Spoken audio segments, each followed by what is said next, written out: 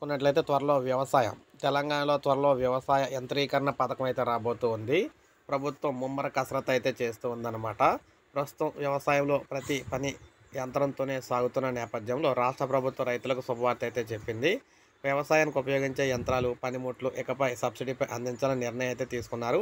ఈ మేరకు వ్యవసాయ యాంత్రీకరణ పథకాన్ని పునరుద్ధరించడానికి కావాల్సిన నిధులు, నిబంధనలు నివేదిక రూపొందించాలని చెప్పేసి వ్యవసాయ శాఖ మంత్రి తుమ్మల నాగేశ్వరరావు గారు అయితే అధికారులను ఆదేశించడం అయితే జరిగిందనమాట. సో ఈ నేపథ్యంలో సబ్సిడీపై ఇస్తారనమాట.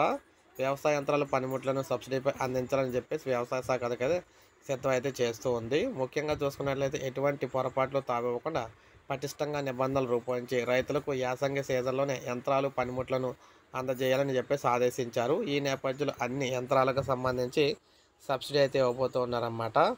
రైతులకు సంబంధించి ఉపయోగపడే ప్రతి యంత్రము కూడా సబ్సిడీపై రైతులకు అయితే అందించడానికి పథకం తీసుకొస్తున్నారు. యాసంగి సీజన్లో దీన్ని అయితే స్టార్ట్ చేస్తారన్నమాట. సో ఇది మనకు లేటెస్ట్ అప్డేట్. ఒక లైక్ చేయండి, సబ్స్క్రైబ్ చేసుకోవద్దు, మన ఛానల్ సబ్స్క్రైబ్ చేసుకొని ఫాలో